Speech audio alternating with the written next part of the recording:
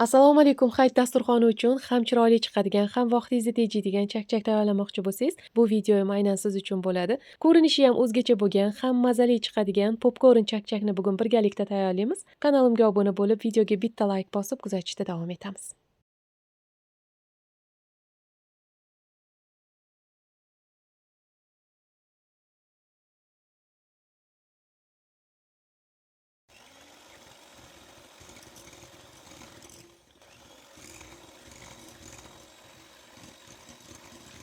Xamirini boshlaymiz. Bizga 6 dona o'rtacha kattalikdagi tuxum kerak bo'ladi. Idishga oq sarig'i bilan qo'shib chaqib olib, mikserlashni boshladim. 2-3 minut mikserlaganimizdan keyin yarim choy qoshiq tuz, yarim choy qoshiq soda solib, yana 1 minut davomida past skorostda mikserlashni to'xtatamiz.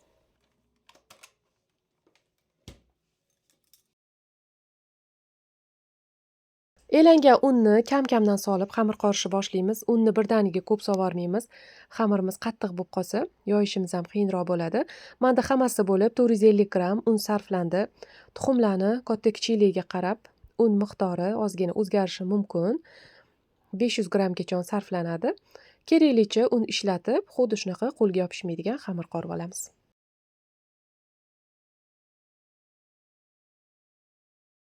Xamirni yaxshilab mushlaymiz. Xuddi shunaqa qo'lga yopishmaydigan xamir bo'ladi. Endi salofanga o'rab 20 minutga tindirib qo'yamiz.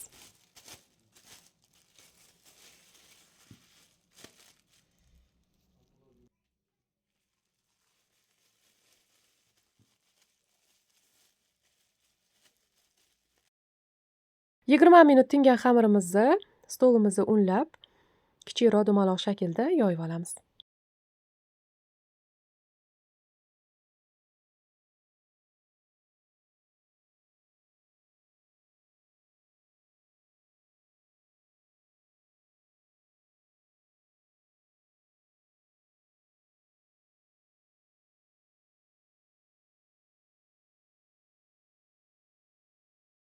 Xamir ko'rsatib o'tdim. Juda yupqa yoyishimiz ham kerak bo'lmaydi. Endi xuddi shunaqa ingichka bo'laklarga kesib chiqamiz.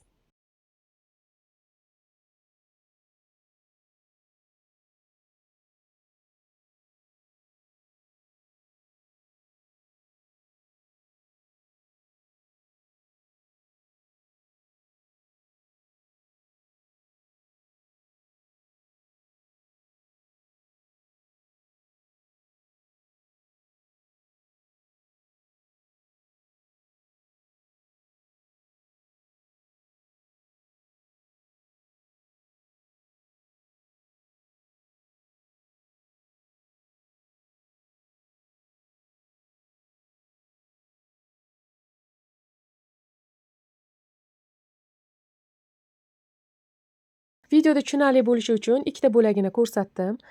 Bu jarayonni birdaniga bir nechta bo'lagini olib, xuddi lag'monni xamirini cho'zgandaka cho'zib olishingizga bo'ladi. Ingichkaroq qilib, uzunchoq qilib cho'zib olib, xuddi shunaqa mayda bo'laklarga bo'lib chiqamiz. Aytganimdek, birdaniga bir nechta xamirni kesib chiqishingizga bo'ladi. Un sepib kesamiz, shunda bo'lakchalar bir-biriga yopishib qolmaydi. Qo'limiz yordamida forma berib olamiz. Shunda pishganidan keyin chakchaklarimiz dumaloq ko'rinishda bo'ladi.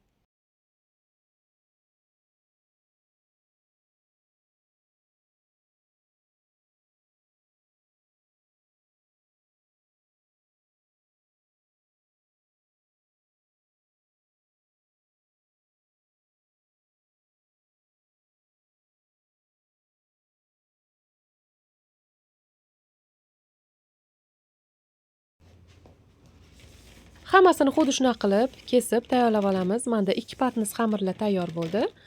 Bular xuddi shunaqa mayda ko'rinishda bo'ladi. Endi pishirib olsak ham bo'ladi.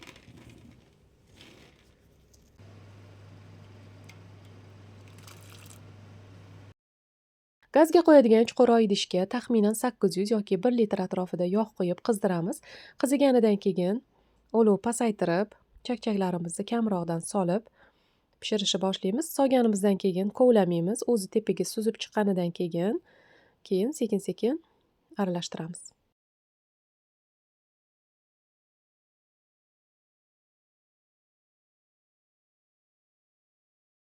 Popkorn chakchaklarimiz yog' ustiga suzib chiqqanidan keyin endi aralashtirishni boshlaymiz.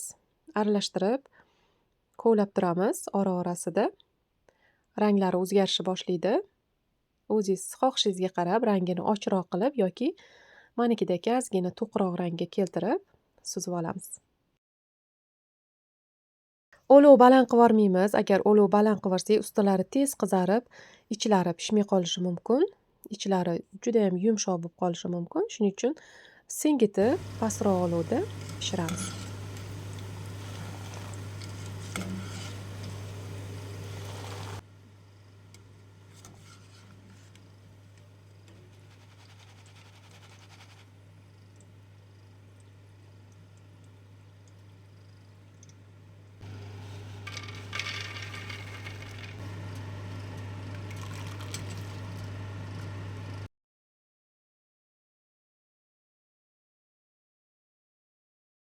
Qolganlarini ham xuddi shunaqa qilib davom ettirib pishirib olamiz. Ko'rganingizdek, qiyin joyi yo'q.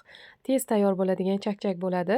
Agar pishiradigan idishingiz yoki qozoningiz kattaroq bo'lsa, birdaniga ko'prog'ini solib pishirib olishingizga ham bo'ladi. Xuddi shunaqa popkornga o'xshab tepaga suzib chiqadi.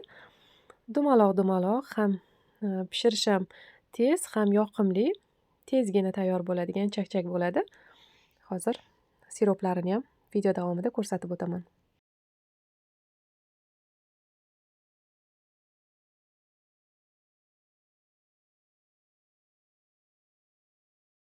Aralashtirib turamiz. Hamma joylari bir xil qizarib pishishi uchun.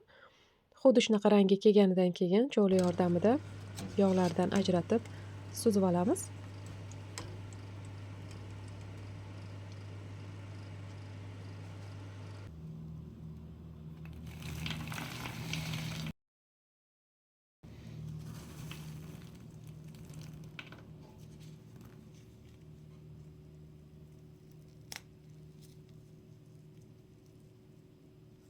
Mana ko'rganingizdek, ustilari qarsildoq, ichlari ham yaxshi pishgan, yengil bo'ladi. Endi chakchaklarimiz yaxshilab sovib olgunichun sirop tayyorlaymiz. Siropini boshladim. Gazga qo'yadigan idishga 300 gramm shakar, 200 millilitr suv quyib, qaynatishga qo'ydim. Qaynab chiqqanidan keyin olov pasaytirib, past olovda 20 minut davomida siropni qaynatamiz. 1 bo'lak limon hamda 200 gramm asalni solib, qaynatishni davom ettiramiz. Bundan oldingi videolarimni ham kuzatgan bo'lsangiz, kanalimda chakchak retseptlarim juda ham ko'p. Burama chakchak, burama bo'g'irsoq retseptlarimda xuddi shu siropdan foydalanganman.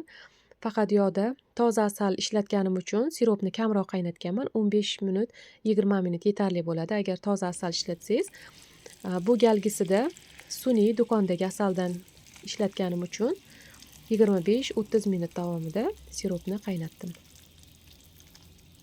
Ko'rsatib o'tdim. Issiq siropimizni chakchaklarning ustidan quyib chiqamiz. Tez-tez aralashtiramiz. Sovigan sari quyuqlashib, chakchakka siroplar singib ketadi.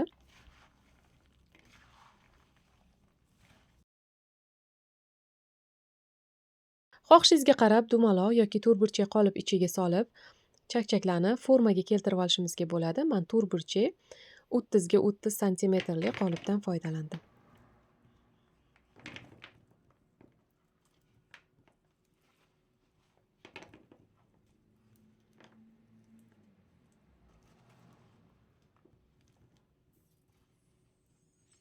Hammasini sovolib, qolip burchaklari bilan yaxshilab solib tekislaymiz.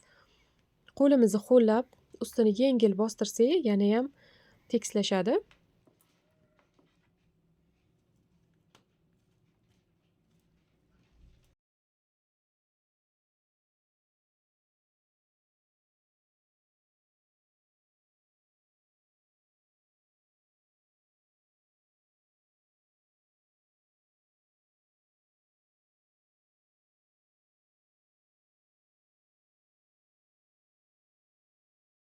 Siroplar bo'lganingizdan keyin xolodilnikka 1 soatga qo'yib olsangiz, formasini ushlab, yana ham qattiqlashib oladi. Keyin bemalol qolipidan ajratib olishingizga bo'ladi. Ustini o'zingiz xohishingizga qarab bezatishingizga bo'ladi. Men eritilgan shokolad bilan bezatib, maydalangan fistashka mag'zini sepib chiqdim.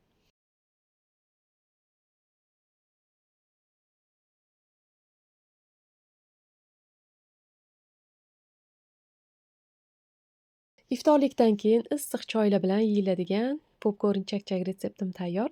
Bugungi videoyim sizga foydali bo'lgan bo'lsa, agar yoqqan bo'lsa, layk bosib, izohlaringizni kommentariyada yozib qoldiring. Ertangi videolarimni ham kuzatishda davom eting. Ertangi videolarimda burama bo'g'irsoq, burama chakchak hamda kukuruz chakchaklarni ham retseptini joylab boraman. Retseptni do'stlaringiz bilan ulashishni ham unutmang. Kanalimga obuna bo'lmagan bo'lsangiz, obuna bo'lib, videolarimni kuzatishda davom eting. Telegram kanalimga ham ulaning. Silkasini shu videoni oxirida описаниеda yozib qoldiraman. E'tiboringiz uchun rahmat. Keyingi videolarimda g'oyibona ko'rishguncha sog' omon bo'ling.